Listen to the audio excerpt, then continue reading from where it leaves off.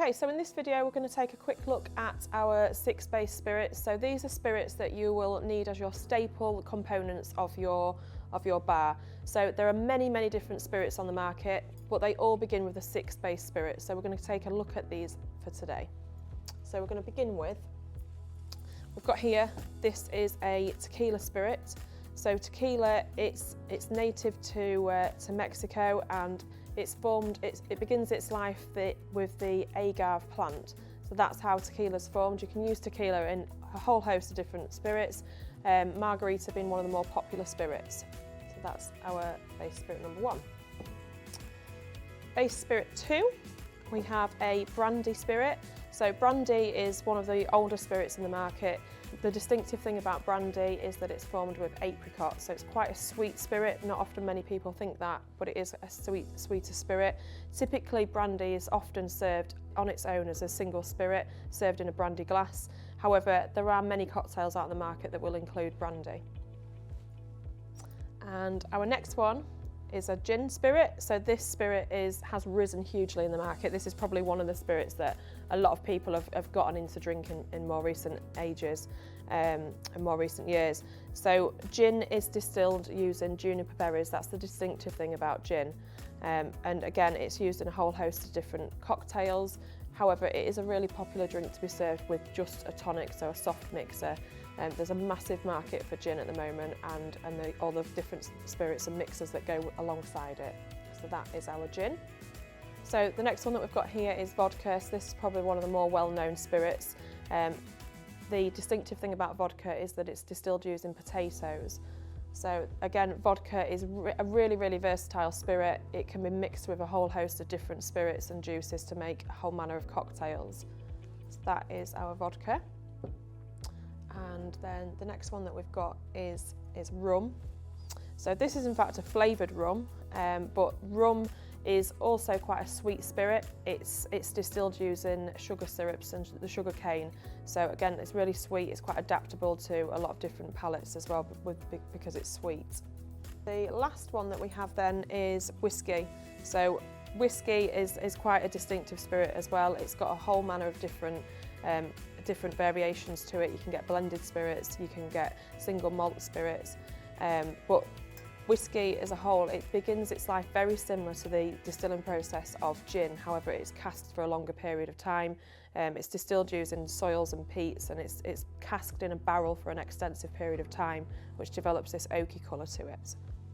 Okay, so let's have a go at making some cocktails then. So the first one that we're going to make today is a rum sour.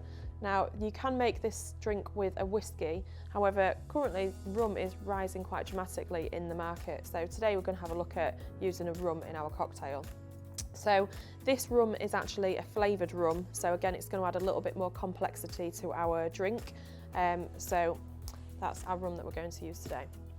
Now, to begin our cocktail, this is a shaken cocktail.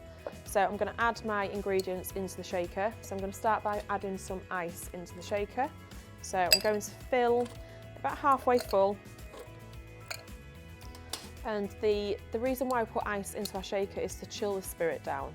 Okay, so this spirit hasn't been chilled, so we need to chill that by adding some ice into our shaker. Okay, I'm going to add 50 ml of freshly squeezed lemon juice.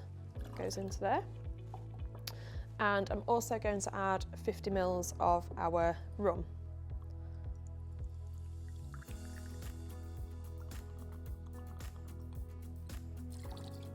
Like so. And then our final ingredient is 1 egg white. Okay, so to ensure that I only get the egg white into my drink, I am just going to split it over a separate bowl, and then we're going to tip that into our shaker, like so. Pour that in there. And then I'm going to give it a shake for about 10 to 15 seconds. You'll start to see the sides of the glass starting to condense, and that's a good key indicator that our drink's chilling down.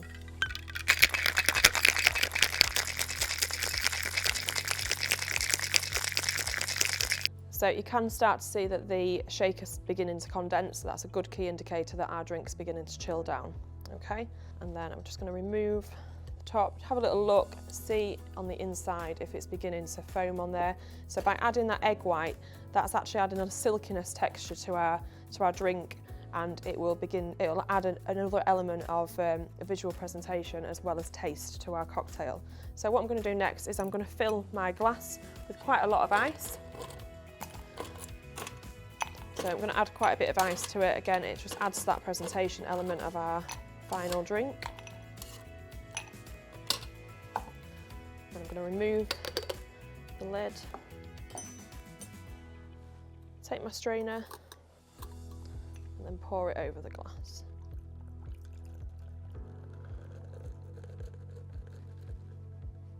Okay, and that silkiness has added that nice layer of foam to the finished drink there. And then next I'm going to garnish it with a slice of fresh lemon.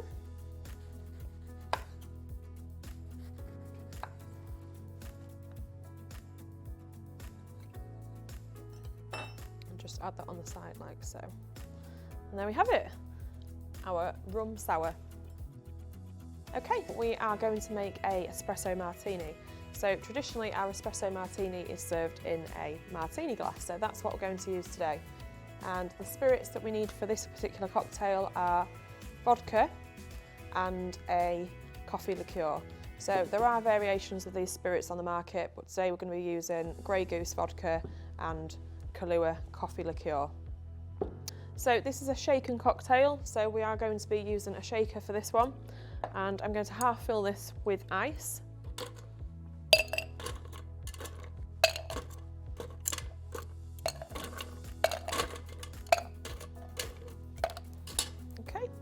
And then I'm going to begin by adding 50 ml of coffee liqueur.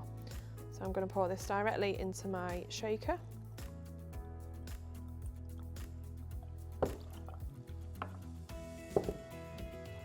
And 25 ml of vodka.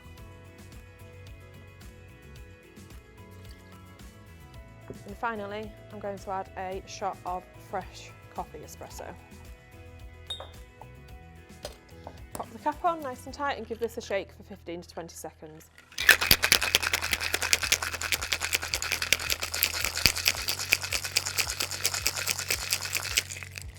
Okay, so we can begin to see that our cocktail started to chill down, the shaker's beginning to condense. Again, that's a good indication that our drink is chilling.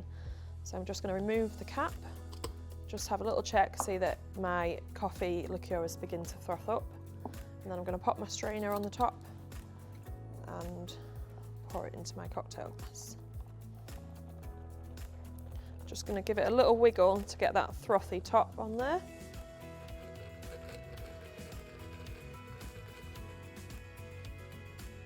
Like so. So you can see it's got that nice foam on there, and as it sits, that foam will begin to rise to the top. And then to finish, I'm going to garnish it with 3 coffee beans in the centre.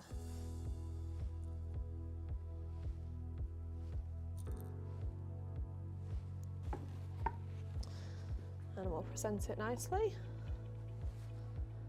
And there we have it, our espresso martini. Okay, so we've looked at a few cocktails today, we've looked at base spirits, we've looked at glassware and equipment that you'd need. So hopefully I've given you a few skills and tips on what you need to get started as a career as a mixologist. There is a rise in demand for mixologists within the hospitality industry. It's something that a lot of bars now are actually recruiting for, not just in premium establishments, but in actually a whole host of different outlets. So there is definitely a rising market for the mixologist. To become a successful mixologist, I recommend that you have the following techniques. So you need to have a level of creativity. It is a journey that you'll never stop learning, so there'll be always different trends and changes in the market. So do keep a careful watch on those. Keep practicing, keep refining your skills, and definitely keep developing different skills. So thanks for listening, and I hope you've enjoyed this video.